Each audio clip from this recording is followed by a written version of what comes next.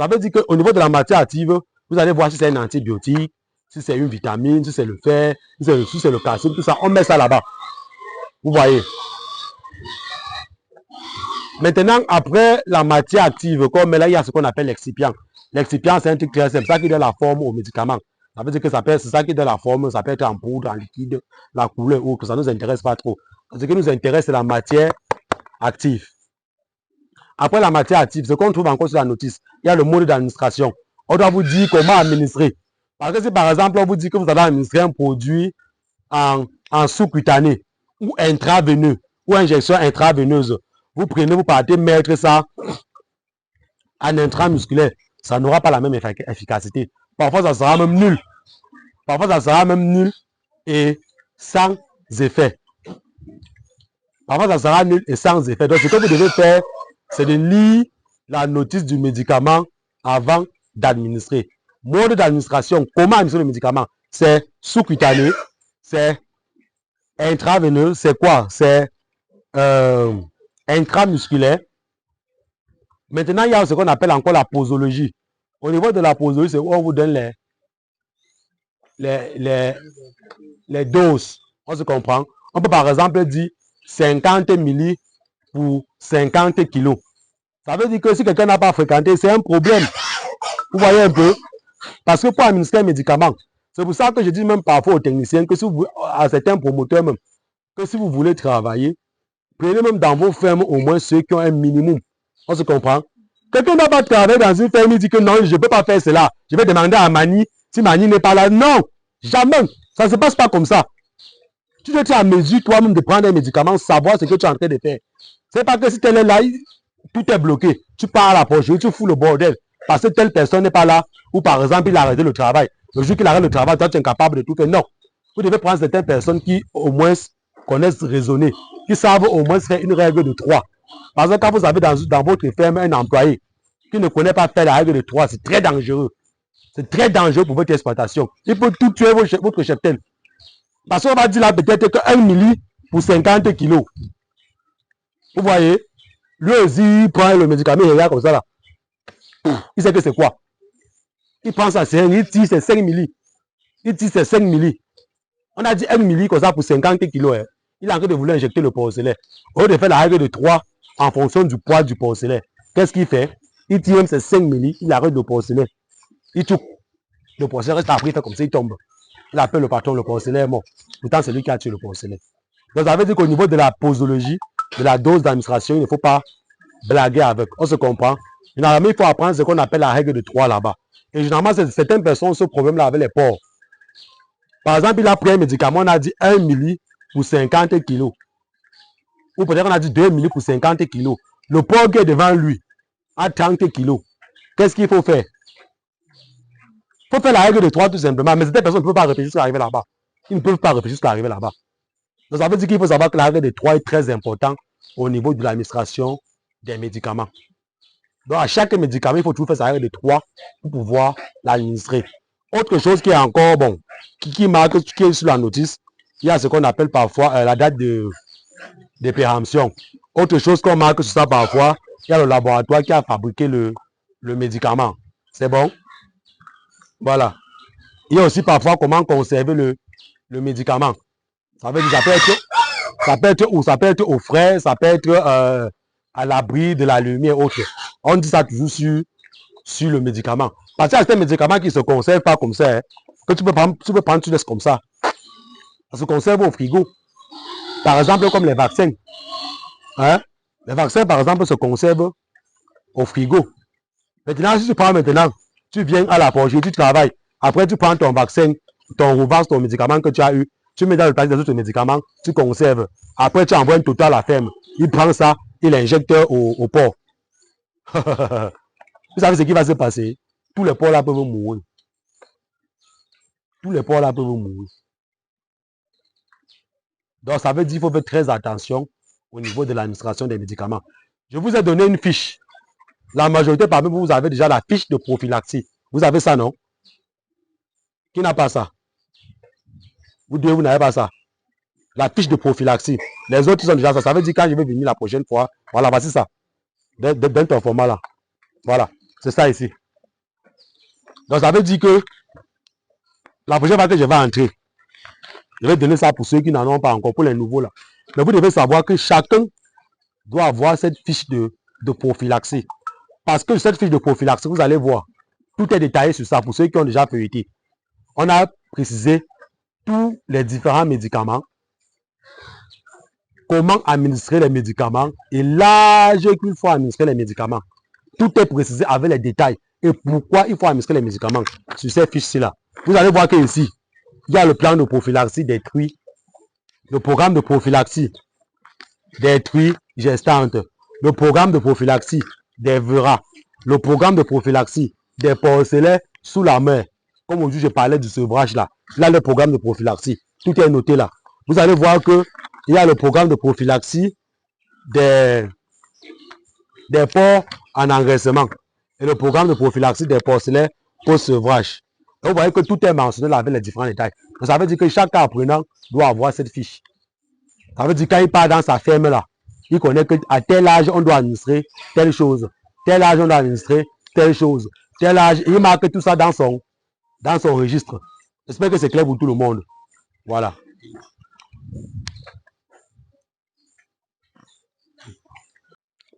Ce qu'on doit faire là présentement, c'est que je vais vous montrer comment on prélève le médicament et comment on administre le médicament. Donc, ce qu'on doit faire présentement, c'est une injection intramusculaire. Quand on dit musculaire, ça veut dire que c'est dans le muscle. Le muscle, en réalité, c'est quoi?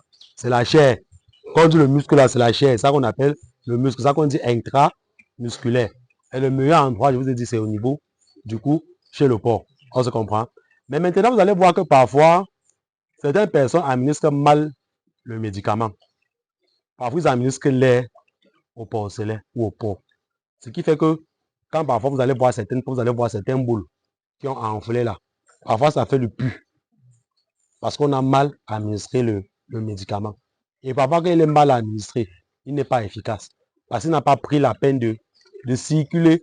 C'est ça qui est resté encore, former la boule coagulée. Ça a fait le pus à ces personnes, pas même tu es venu percer. Le médicament en réalité n'a pas circulé. On se comprend. Ça veut dire que tout commence d'abord au niveau de la seringue. Vous devez savoir qu'au niveau des seringues, il y a plusieurs seringues. Enfin, il y a plusieurs millis, non? Il y a les 5 millis, les 10 millis, il y a les 15 millis, même les 20 millis. Et accompagné de ça aussi, il y a les seringues automatiques. Il y a les seringues automatiques. Moi, j'avais la seringue automatique, mais c'est un tout, c'était à gâter. Donc, on est obligé maintenant d'utiliser les seringues les plus vulgaires, les plus utilisées. Les gens préfèrent les seringues automatiques. Pourquoi? Pour ceux qui ont les grands cheptels. Vous voyez que par exemple, si peut-être qu'ici, là, on a même diminué.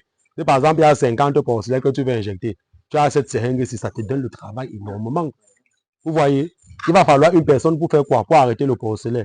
L'autre pour injecter. L'autre pour marquer. Vous voyez que c'est trop de travail.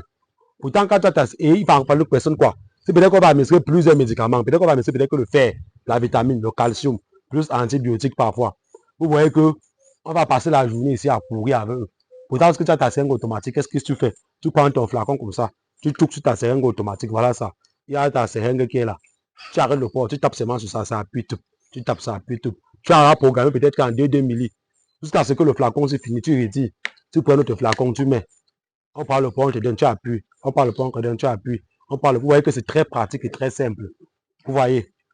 Très pratique et très simple. Les seringues automatiques ne sont pas si chères que ça. Hein.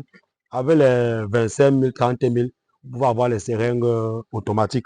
Donc même ceux qui ont besoin de ça, ils peuvent me contacter. Voilà. Quand vous prenez votre médicament, tu dis pourquoi?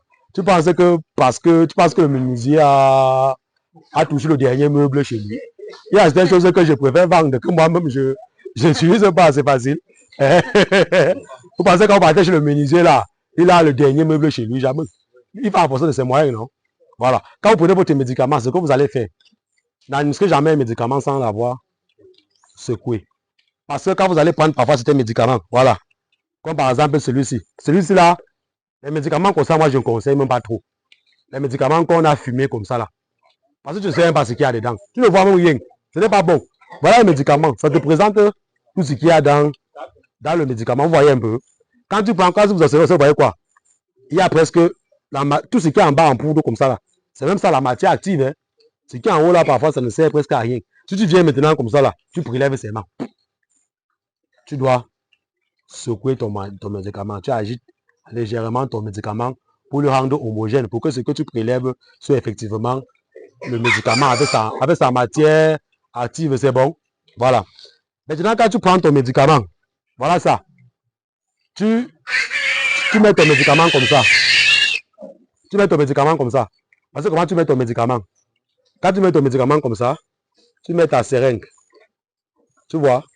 Tu mets ta seringue. Quand tu mets ta seringue, tu prélèves en fonction du nombre de millis que tu as besoin. Ça veut dire là. Voilà. Tu prélèves, voilà ça. Et tu retires. Justement, tu dois regarder ta seringue. Tu dois vérifier qu'il n'y ait pas d'espace, qu'il n'y ait pas d'air là à l'intérieur. Parce que si tu prends, tu injectes avec l'air. C'est ça qui va gonfler l'animal. Vous voyez? Maintenant, pour vérifier, qu'est-ce que tu peux faire? Même s'il y a un peu d'air à l'intérieur, qu'est-ce que tu peux faire? Tu peux pousser légèrement jusqu'à ce que le produit monte. On se compare avec un porcelet, tu viens avec lui. Non, pas celui-là, mouf. Voilà. Voilà. Voilà. Quand vous prenez par exemple, où est le marqueur? Voilà. Quand vous prenez maintenant, voilà ce que vous faites. On ne fait pas comme ça là. Regardez bien. On ne fait pas comme ça. Donc je ne fais pas l'angle droit directement. On se comprend? Je ne fais pas l'angle droit que poum. Non. Ce que je fais, c'est que j'incline la seringue et je pousse là à l'intérieur tout simplement. Il n'y a rien de compliqué. Là, il n'y a rien. Tu piques seulement comme ça là. Maintenant, pour vérifier parfois, si tu veux, tu peux vérifier si ça n'a pas pris parfois le sang ou autre chose. Tu fais là comme ça là. Si rien ne monte, tu vois, tu pousses tout simplement. Si tu veux donner 2 millis, tu observes tes millis. Tu pousses légèrement. Au niveau de 2 millis, tu arrêtes. Quand tu arrêtes, tu bloques. Tu vois? Donc tu ne finis pas, tu jettes le porcelet au sol directement. Voilà ce que je dis. Quand tu finis comme ça, tu bloques. Qu'est-ce que tu fais? Tu masses un peu pour permettre que le produit circule. Vous voyez? Quand tu masses, pour permettre que le produit circule. Parce que si tu ne fais pas ça, ça va gonfler, ça va enfler. Le produit risque de rester là. Vous voyez? Quand vous faites maintenant comme ça, vous faites quoi? Comme par exemple, il y a plusieurs porcelets dans la loge. Voilà. Vous prenez votre marqueur tout simplement. Vous prenez votre marqueur, vous mettez la remarque sur le porcelet. Quand vous mettez la remarque sur le porcelet, vous injectez le second, ainsi de suite, ainsi de suite. Justement, le rôle du marqueur ici est très important. Le marqueur que vous voyez ici là. Le marqueur ici est très important. Parce que si vous injectez comme ça, vous avez plusieurs porcelets dans la loge. Par exemple, qui ont cette coloration blanche, vous voyez. Si vous ne mettez pas son marqueur, vous pouvez vous retrouver en train d'injecter un porcelet 2 fois. Vous pouvez en train d'injecter un porcelet 2 fois. Quand vous injectez un porcelet 2 fois, vous savez ce qui va se passer, non? Overdose. Quand il y a overdose, qu'est-ce qui se passe? Tu as bu la dose qui a dépassé, non? Il saoule. Il saoule. Voilà. Il y a un aspect très important que j'ai oublié de vous dire. Il y a un aspect très important que j'ai oublié de vous dire, c'est lorsque vous avez administré certains médicaments au corps, vous voyez, ils peuvent manifester certains comportements après l'administration du médicament. Vous voyez un peu. Ça dépend du médicament que vous avez administré. Certains porcs, lorsque vous avez administré le médicament, ils peuvent parfois vomir. Vous voyez, ils peuvent parfois vomir. Ils peuvent parfois avoir l'aspect un peu calme, timide. Si par exemple c'est un produit très fort que vous les avez administré. Donc c'est pour ça qu'il faut respecter la dose. Parce que si vous surdosez un produit qui est un peu fort, vous voyez, il peut tomber là une même fois. Ça ne perd même pas le temps.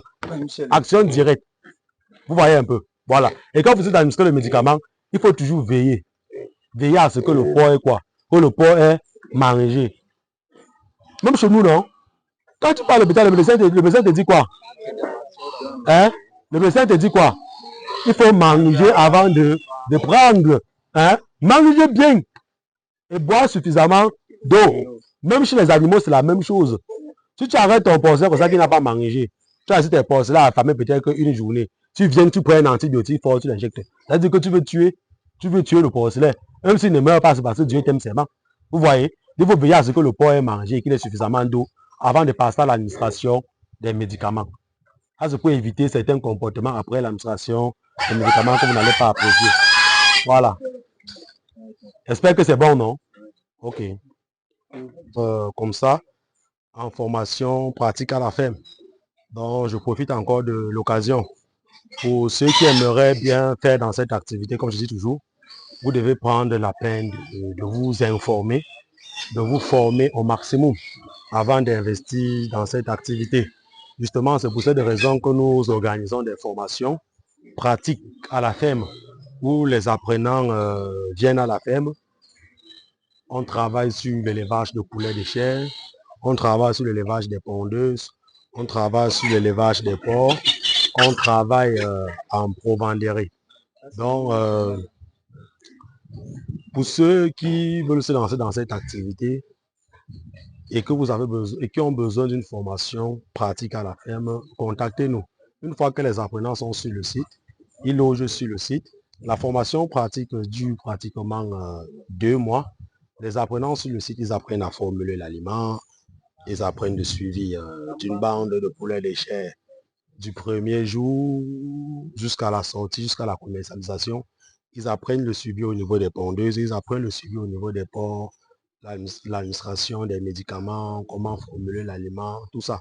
Donc, généralement, pendant les formations pratiques, on fait le cours théorique et après, on passe à la pratique directement.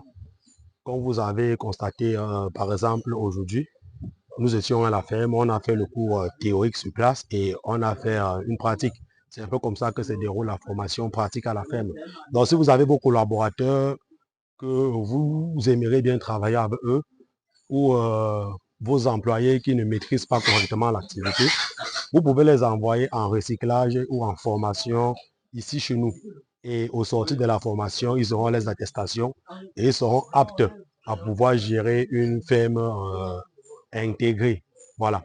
Pour ceux aussi maintenant qui n'ont pas la possibilité de venir à la ferme, loger à la ferme, vivre les réalités de l'élevage, comme vous constatez là, ils peuvent prendre les formations en ligne. Les formations en ligne que nous organisons justement, c'est à travers les vidéos que nous montons sur le terrain, c'est à travers les documents PDF que nous avons déjà rédigés, c'est à travers les voice et les audios, à travers les voice, les tests pour mieux expliquer le cours. Donc ce qui fait que peu importe le pays dans lequel vous êtes, peu importe l'activité que vous faites, il est très facile pour vous de suivre la formation en ligne parce que nos formations ne sont pas en vidéoconférence.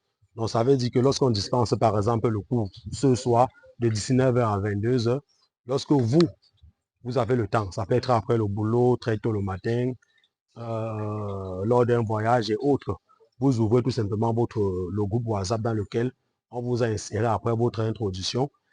Vous prenez connaissance du cours. Si vous avez des questions, vous les posez dans le groupe. On vous répond directement. Donc ça, c'est un peu l'avantage de la formation pratique, de la formation en ligne. C'est que vous n'êtes pas obligé de vous déplacer. Une fois en ligne déjà, on vous donne toutes les informations nécessaires qui peuvent vous permettre de mieux rentabiliser votre élevage. Ce que nous conseillons généralement à ceux qui veulent se lancer dans cette activité, c'est que les promoteurs, généralement étant un peu trop occupés, nous leur recommandons de suivre généralement nos formations en ligne, mais d'envoyer leurs collaborateurs ou leurs employés en formation pratique à la ferme. Parce que vous avez constaté que plusieurs fermes, généralement, ferment les portes à cause d'une mauvaise gestion ou d'un mauvais suivi. C'est dans cette mesure que nous avons décidé de faire des formations pratiques à la ferme pour vous accompagner dans la réussite de vos projets.